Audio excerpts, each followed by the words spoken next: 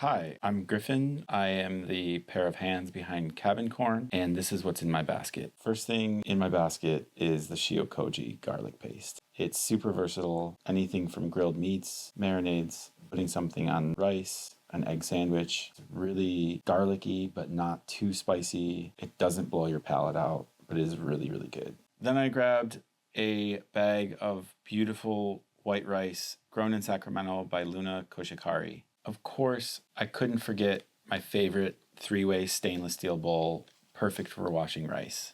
Next up is a Suihiro shoyu. It's a really wonderful light-colored soy sauce. I use it all the time. I have a few of these chef presses, all shapes and sizes. They're really wonderful and stackable.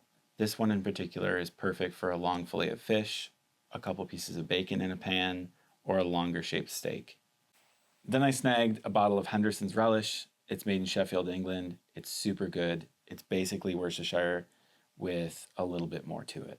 And then I had to pick up one of my all-time favorite style cutting boards. It's small and portable with plenty of room to be able to cut a fish, a big steak, a bunch of fruit, anything. It also has this really wonderful kickstand that makes it easy to dry off. There's two sides of it that you can use for any number of things. Then Tim pulled down the Sakai Kikumori, Santoku, and Shirogami one. It's my number one workhorse. I'm buying another one today to keep in my knife roll for when I travel.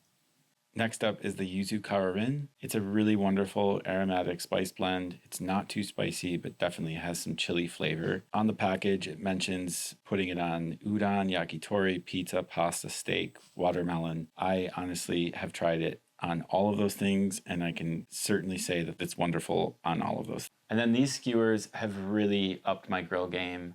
I don't remember the last time I used a bamboo or wood skewer. I said goodbye to them the day I got all of these. I'm Griffin, and this is what's in my basket.